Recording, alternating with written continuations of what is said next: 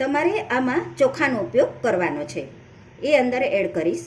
Hello everyone, આજે આપણે પાણીની બોટલ 5 મિનિટમાં કેવી રીતે સાફ કરવી એ વિડીયો લઈને આવી છું. તો ચલો શરૂ કરીએ. આ મારી પાણીની બોટલ છે. અંદરથી એટલી બધી ચીકણી થઈ ગઈ છે ને, અને અંદર મેલ પણ જામી ગયો છે. હવે આ બોટલને આપણે 5 મિનિટમાં કેવી રીતે સાફ કરવી ને એ વિડીયો આજે હું તમારી સાથે શેર કરવાની છું. તમે જોઈ શકો છો કે અહીંથી દેખાય છે કે અંદર કેટલી ખરાબ છે. હવે આ બોટલમાં તમને આજે હું એક ટ્રીક બતાવી રહી છું, તો મારો વિડીયો જરા પણ સ્કીપ ન કરતા હો.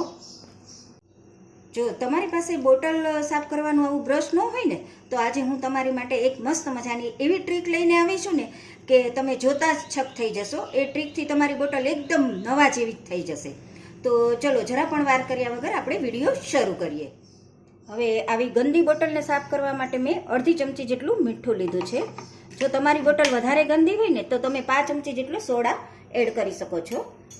હવે અંદર એડ કરીશ 1 ટીપું જેટલો વિમ લિક્વિડ. આની જગ્યાએ તમે કોઈ પણ લિક્વિડ લઈ શકો છો. હવે અંદર એડ કરીશ 1/4 કપ જેટલું પાણી. પાણીનું પ્રમાણ તમારે અત્યારે વધારે નથી રાખવાનું.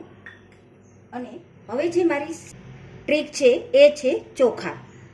જી હા, તમારે આમાં ચોખાનો ઉપયોગ કરવાનો છે. એ અંદર એડ કરીશ અડધી ચમચી જેટલો, અને ઢાંકણું બંધ કરી એને સારી રીતે હલાવી લઈશું. ચોખા નાખવાથી અંદર જે મેલ જામ્યો હશે એ નીકળી જશે, એટલે આ વાતનું ખાસ તમારે ધ્યાન રાખવાનું છે. જો તમારી પાસે બોટલ સાફ કરવાનું બ્રશ ન હોય ને તો તમે આનો ઉપયોગ કરી શકો છો. હવે 5 મિનિટ માટે છોડી દઈશું. હવે 5 મિનિટ થઈ ગઈ છે.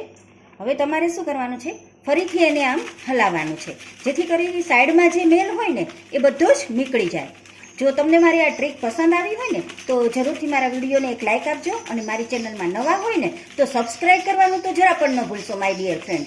હવે આપણે બોટલને સારી રીતે ઘસી લઈશું. હવે મેં 1 ચમચી જેટલો લિક્વિડ લીધો છે, હવે એમાં 3 થી 4 ચમચી પાણી એડ કર્યું છે.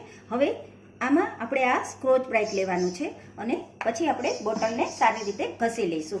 હવે આવી રીતે તમારે બોટલને ઘસી લેવાની છે, જરા પણ વાર નહીં લાગે. જો તમે મીઠાનો ઉપયોગ કરશો ને તમારી બોટલ એકદમ નવા જેવી થઈ જશે. અને હા, તમે છોકરાઓને વોટર બેગ આપતા હોય ને તો એને પણ આવી રીતે મીઠું નાખીને ઘસી શકો છો, જેથી કરી અંદરથી વાસ પણ નહીં આવે અને બોટલ તમારી એકદમ નવી ચકચકાટ થઈ જશે.